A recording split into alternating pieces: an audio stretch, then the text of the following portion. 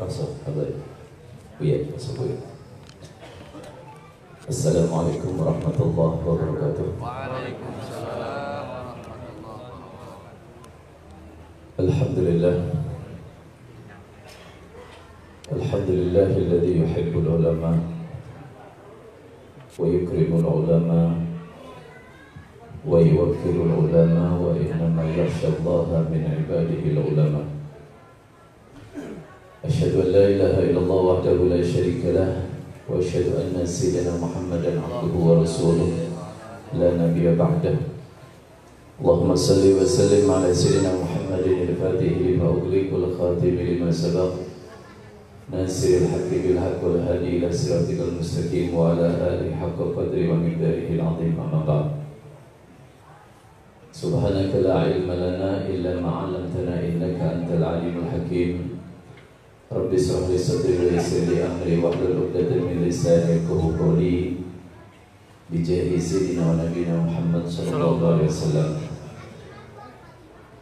Para habaib, para alim ulama, para sesepuh, wabil khusus keluarga besar daripada Kiai Haji Hasan Imam Rafi'i yang mudah-mudahan kesemuanya diberikan oleh Allah Subhanahu wa taala kesehatan, diberikan panjang umur, dan juga semua yang hadir pastinya di tempat ini diberikan oleh Allah Subhanahu wa taala kebaikan-kebaikan yang banyak.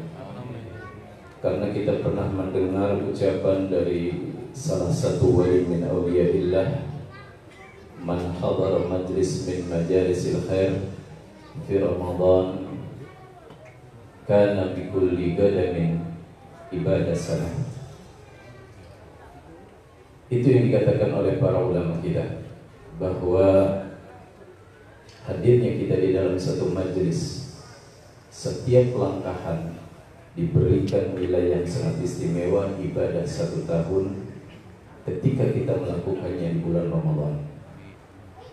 Allah Subhanahu wa taala mengumpulkan kita di tempat ini bukan karena Allah butuh, tetapi karena Allah Subhanahu wa taala insyaallah cinta kepada kita. Mudah-mudahan kecintaan itu terus sampai kita bertemu dengannya dan dimasukkan ke dalam rahmatnya beserta para aulia-aulianya, bil khusus para anbiya, bil khusus sayyidil anbiya Nabi besar Muhammad sallallahu alaihi wasallam. Saudaraku yang dimuliakan oleh Allah Subhanahu wa taala, bersyukur kepada Allah karena di sore hari ini berkumpul di satu tempat yang dikatakan oleh Al-Imam Al-Qutub Al-Habr Abdul Qadir bin Ahmad bin Faqih, idza jalasta indal wali ma asabakal matar asabatka rusyusyah. Apabila kamu duduk di hadapan wali, tidak mendapatkan yang namanya hujan, maka akan mendapatkan cipratan hujan. Dan pastinya yang hadir di tempat ini bukan cuma mendapatkan cipratan, tetapi insya Allah basah kuyup dengan rahmatnya Allah. Sehingga ketika keluar dari tempat ini, seluruh dosa-dosa kita sudah dihapus oleh Allah Subhanahu wa taala karena rahmatnya, dan kita ditetapkan menjadi ahli jannah pun karena rahmatnya. Amin ya rabbal alamin. Afaman kana mu'minan kaman kana fasiqan la yastawun. Qul hal yastawi alladhina ya'lamuna wal ladhina la ya'lamun. Yarfa'illahu alladhina amanu minkum wal ladhina utul ilma darajat. Begitu banyak ayat-ayat yang Allah Subhanahu wa taala khususkan kepada beliau-beliau yang ada di tempat ini. Mama yang Kurdi, Buya Elon, Buya Iping adalah termasuk daripada orang yang telah disebutkan di dalam ayat tadi. Kita lihat saja. Allah katakan yarfa'illahu alladhina amanu minkum wal ladhina utul ilma darajat. Beda derajat yang diberikan oleh Allah kepada orang mukmin dengan orang-orang yang memang diberi kelebihan ilmu seperti beliau-beliau. Bahkan perbedaannya, kata Sayyidina Imam Ibn Abbas, itu sampai 700 derajat, dan setiap derajat perjalanan 500 tahun. Sallallahu Muhammad. Maka ketika kita duduk saja di hadapan beliau-beliau yang memang sudah diangkat derajatnya, udah pasti derajat kita diangkat oleh Allah Subhanahu wa taala. Jadi ibadah kita ini ibadah yang gratis. Duduk sebentar tapi punya nilai yang sangat istimewa. Bukan karena Allah memandang kita, tetapi karena memandang beliau-beliau yang sudah punya kedudukan tinggi di sisi Allah Subhanahu wa taala. Kedudukan yang tidak didapat oleh setiap orang. Kedudukan para ulama-ulama itu karena apa? Karena sempurna di dalam mengikuti Nabi besar Muhammad sallallahu alaihi sempurna. Makanya dalam kesempatan ini saya ingin membaca kalam Al-Imamin, baik itu Imam Al-Hadar atau juga Imam Al-Kutub Al-Habib Abdullah bin Abdul Qadir bin Ahmad bin Baqi. Mungkin ketika kita membacanya itu kok nggak ada sambungan, tetapi antum akan teliti nanti. Yang pertama, Al-Imam Al-Habbar pernah mengatakan, hina naltamisul ilma wajadnahu fil kutub, wa hina naltamisul barakata la najiduha illa fis salihin. Ahlul ilmi katsir wa ahlul barakah qalil wal jam'u bainahuma aqall. Atau kama qala. Ketika kita mencari yang namanya ilmu, kita akan dapat ya di dalam kita. Apalagi yang ada di tempat ini santri-santri yang sudah paham betul tentang kitab, tinggal buka, kita akan dapati di dalam kitab itu apa yang kita harap, apa yang kita mau. Akan tetapi ketika kita mencari yang namanya keberkahan, kita tidak akan mungkin dapati kecuali pada orang-orang soleh. Orang punya ilmu banyak kata beliau, tetapi orang yang punya keberkahan sangat sedikit. Apalagi terkumpul di antara keduanya, antara apa? Ilmu dan keberkahan seperti yang ada di tempat ini.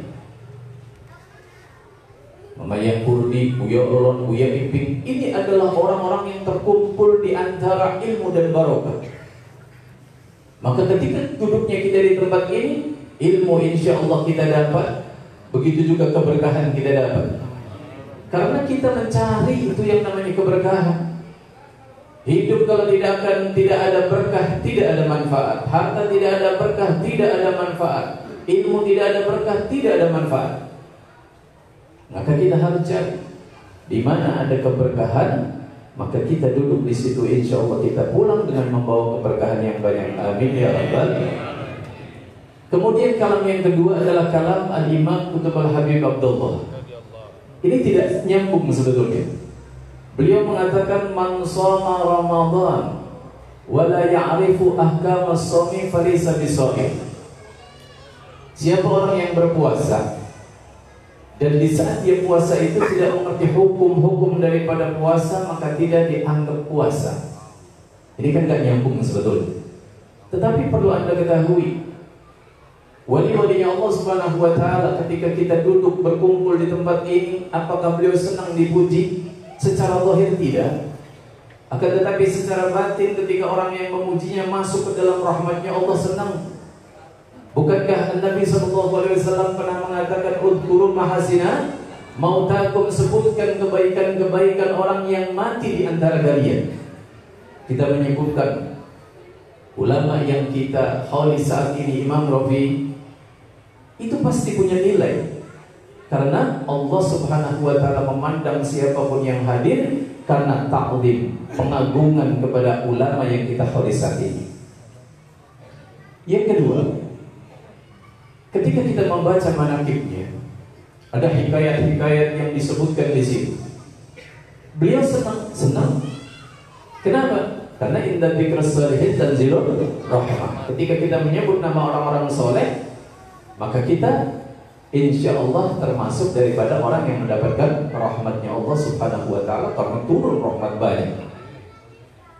Juga kita masuk ke dalam ayat yang dikatakan Al-Imam Al-Junaid Al-Baghdadi ketika beliau ditanya tentang hikayat, dia mengatakan al-hikayat jundun min junudillah yuqawwi biha qulubal muridin.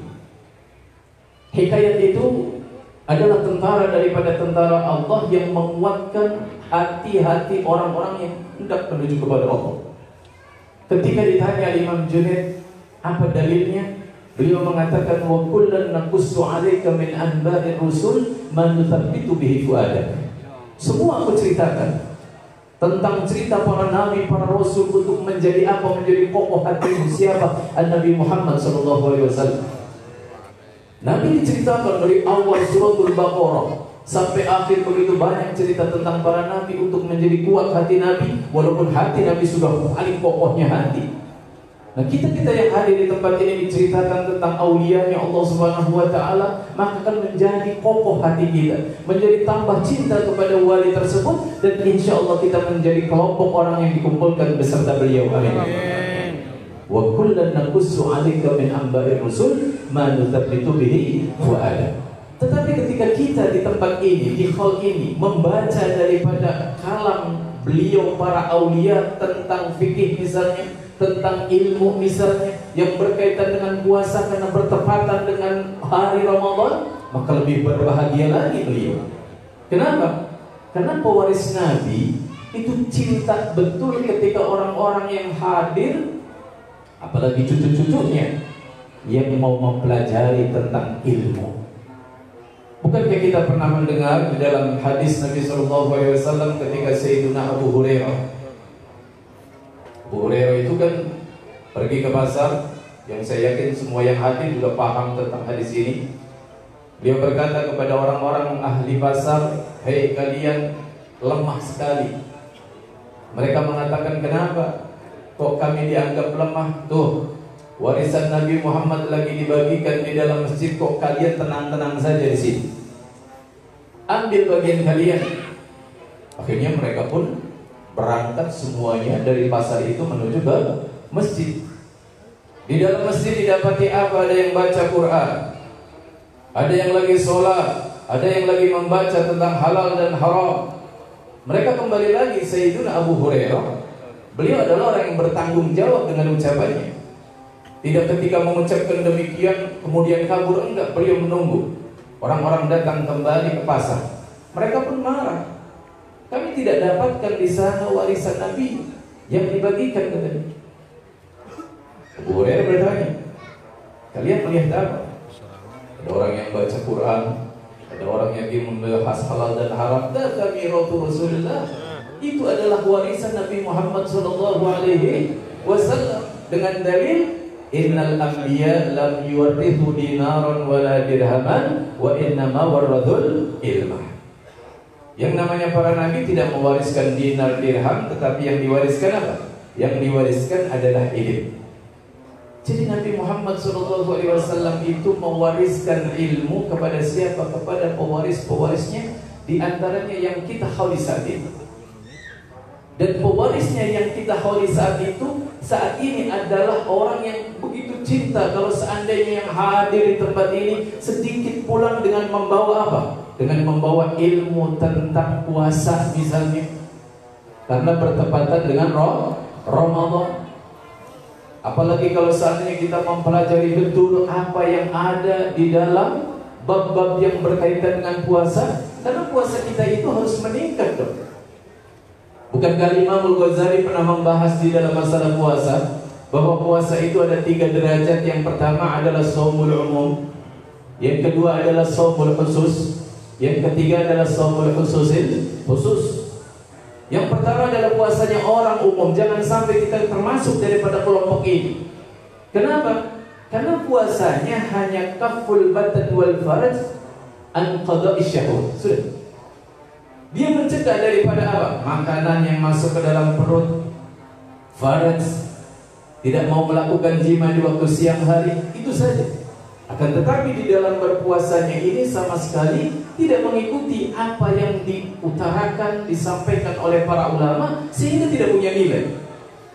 Coba Mama Eyang Kurdi, Buya Elon, Buya Ipin, alangkah bahagianya ketika kita pulang meningkat dari puasanya orang umum menjadi puasanya orang khusus.